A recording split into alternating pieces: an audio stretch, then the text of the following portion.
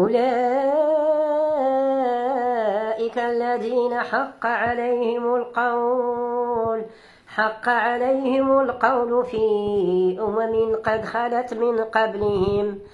قد خلت من قبلهم من الجن والإنس إنهم كانوا خاسرين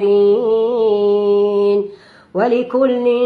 درجات مما عملوا ولنوفهم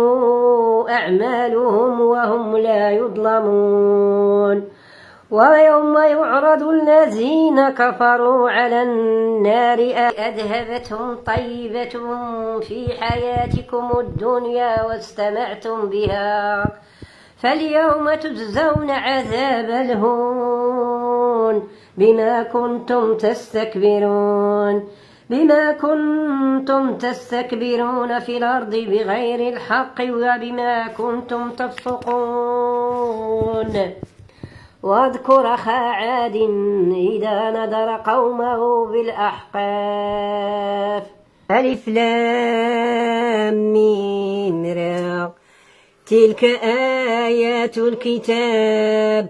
والذي أنزل إليك من ربك الحق ولكن أكثر الناس لا يؤمنون